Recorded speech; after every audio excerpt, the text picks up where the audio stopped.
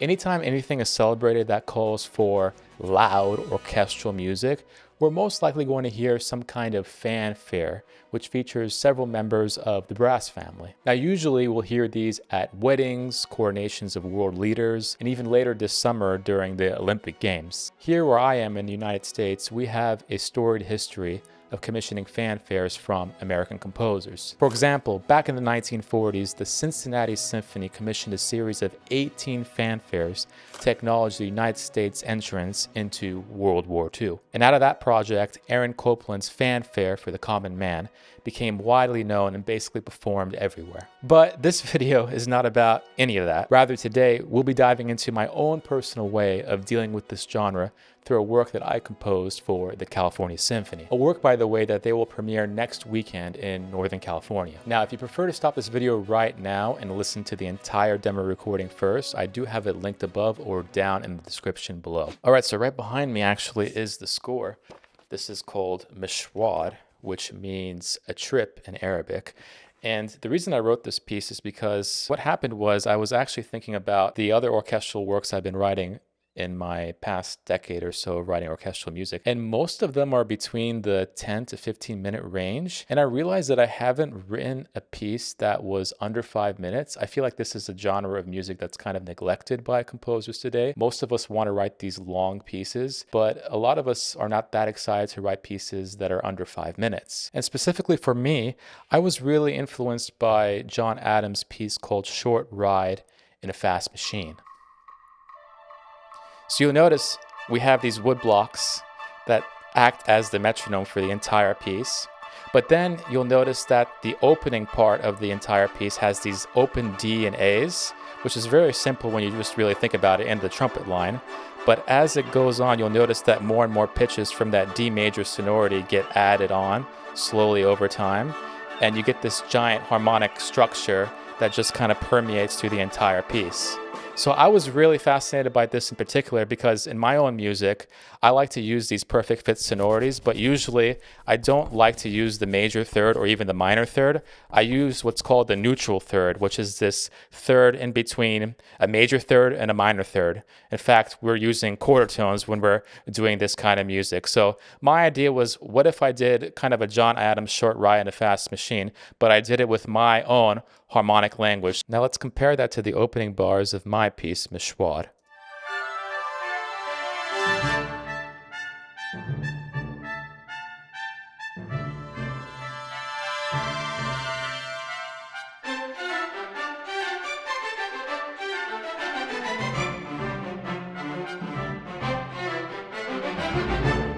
So from the opening bars of the John Adams piece, I was really influenced by this idea of having this D and A open the entire work. And I think this is something that composers kind of devalue sometimes, this idea that you can actually take something from a piece you really like and just use that as a starting point. It kind of helps to alleviate the pressure of having a blank staff paper right in front of you and think, oh my God, what am I going to do? Why not just take something you really like from some other piece and then use that as a basis point for starting your own piece? So looking at my score right here, you see, of course, the D and the A and the trumpet lines.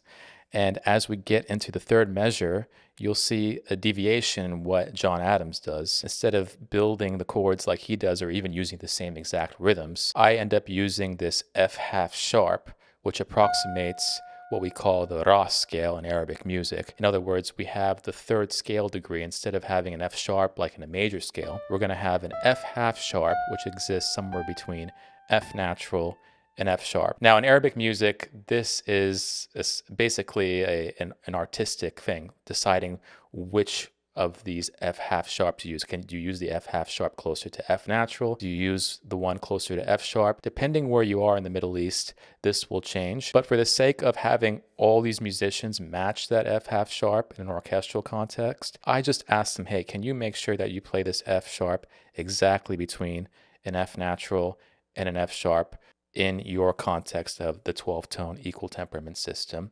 So in that way, I'm not getting exactly the same kind of flavor that you would get with the original maqam rast, as they call it, but I wanted to at least kind of approximate that in an orchestral environment because I feel like that's better than trying to use F natural or F sharp. So when you look up at the flutes and the oboes and the clarinets, you'll notice they have F half sharps everywhere.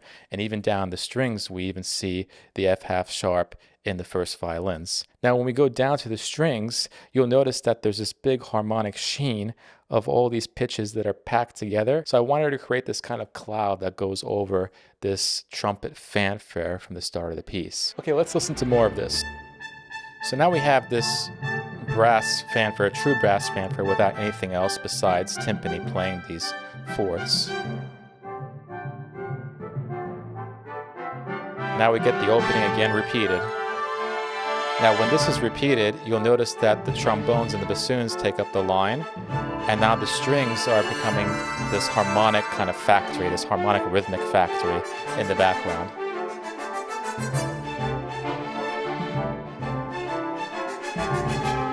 Now, what just happened was a modulation. So typically speaking, especially in this traditional classical music, we have these modulations that happen from 1 to 5. Now, in my particular modulation, I decided to do what's called a chromatic mediant modulation. So in the beginning of the piece, we start in the key of D, even though we hear an F half sharp, which is not typical in the key of D minor or D major. We of course still hear this tonal center at D. At this place that I just stopped at, we get a tonal center at F. So we're actually moving to the chromatic mediant of D major, but instead of moving to F half sharp, which is the pitch that I set up as the third, the mediant of D, we move to F natural, which is just half a sharp, or rather a quarter sharp down from the F half sharp. So this is setting up this kind of harmonic language. It's actually very similar to a lot of late romantic music and even into film soundtracks that you've heard of, like in John Williams music and so on. All right, let's keep going. So now the melody is in the high woodwinds and the strings, which we haven't heard before.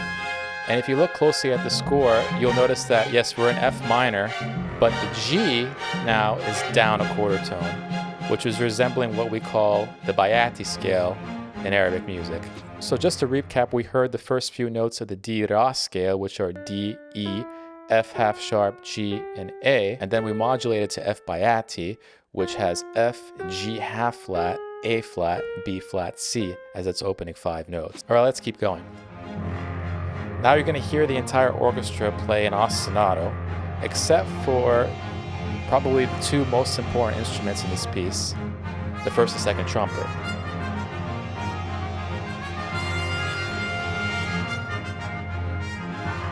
So this is a very virtuosic part where they're doing this kind of call and response type of thing while the rest of the orchestra is doing this basically F minor-ish ostinato. Now if you look at the trumpet line closely, you'll notice that the E's are not just normal E flats, rather they are E 3/4 flats. So in other words, an E flat that's down 1/4 tone. And the reason I did this was to approximate the 7th partial of the F overtone series. So just like the very beginning of the piece where I had a C half flat approximate the 7th partial of the D series, I wanted to keep this kind of sonority consistent throughout the piece. As we get out of this section, we're going to hear another chromatic mediant modulation. So instead of going from D to F, we're going to go now from F to A. Listen.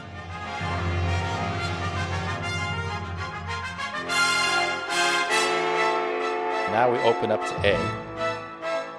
And not just A, but A with the C sharp down a quarter tone. So what you just heard here is basically the exact same music from the opening bars of this piece, but I just shifted everything up a 5th. So instead of having it be in D, we have it in A. So this is a really basic way actually to just have the same exact music appear in another section of this piece without having to do much. All I did was just transpose everything up a 5th. And by the way, when I say up a 5th, I also mean down a 4th. It doesn't really matter as long as we get all those pitches that were in D into the A sonority. I use those 2 terms pretty interchangeably. All right, we're halfway through. Let's press on.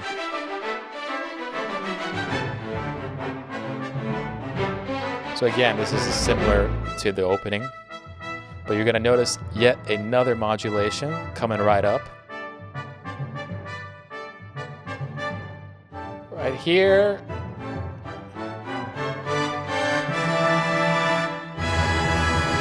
Okay, so what happened here was yet another modulation, but instead of going to the chromatic median, which we've been used to hearing, here we're actually going to get an E major 7th chord during the bar right before letter L. So E major 7, in other words, E, G sharp, B, and D. So these are all just like these normal notes in the 12-tone equal temperament system. Nothing out of the ordinary here. Now this E, G sharp, B, and D, we hear this as the 5/7 of the key of A, which we've been living in for the past 20 or 30 seconds or so. But if we go to the very next bar, we're going to see F 3/4 sharp in the bass, then we have D half sharp and A half sharp.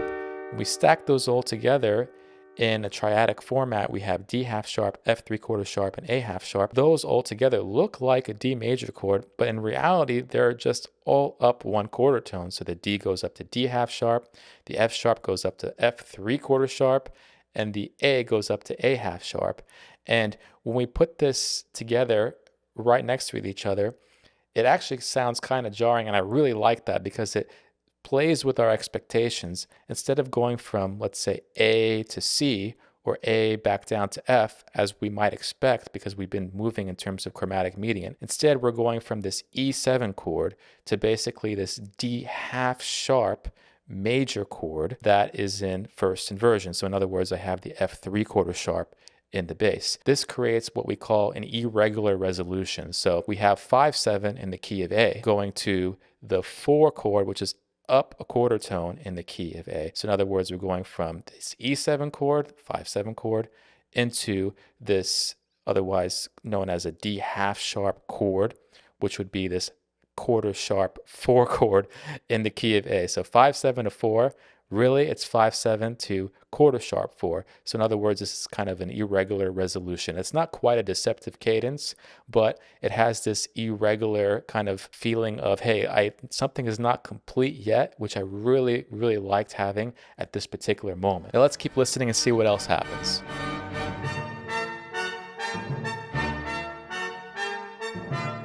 So all of this is in 1/4 tones and 3/4 tones, by the way. Even though it sounds tonal, everything is actually just shifted up 1/4 tone. And now we're in the key of E flat major. So we shifted from D half sharp up to E flat major, which is just a 1/4 tone difference. And we're still in this E flat major land. So we were going from chromatic medians, right? Then we did this kind of 5/7 to 1/4 sharp 4 transition. And then here we went from D half sharp to E flat major, which is a 1/4 tone harmonic transition. So there's all these transitions that happen, but they're all slightly different and kind of create a different set of expectations as we move forward in the piece. Right now here at letter P, a very, very peculiar thing, at least for my piece, happens. In the bars before P, you'll notice these D major sonorities. You have D, F sharp, A in the French horns and the timpani. Now, I've set us up to think that we're not going to get a 1 chord after this. I've been doing these chromatic median things. I've been moving up 1/4 tone. I've been doing these things where we're going to these irregular resolutions, 5/7 to 4. So probably here you're predicting that I'm going to do something similar, but no. Here, I'm going to use this D major chord as a true 5 chord in the key of G minor. When I take a look at the downbeat of letter P, look what we have in the strings, the horns, the bassoons, and the clarinets. We have a true G minor chord, G, B flat, and D. So let's hear that modulation again and listen to the rest of the piece. So here's the 5 chord, and then our 1 chord in G minor.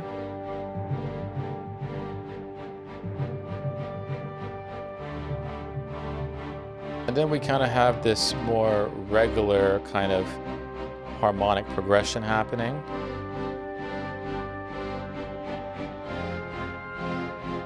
And by the way, I've been using these 12/8, 9/8, 5/4s, these kind of irregular time signatures. I haven't been talking about these, but these all help to drive the rhythm of the piece.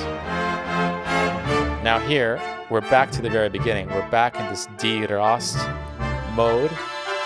And it's just basically a copy-paste from the very opening measures of the piece.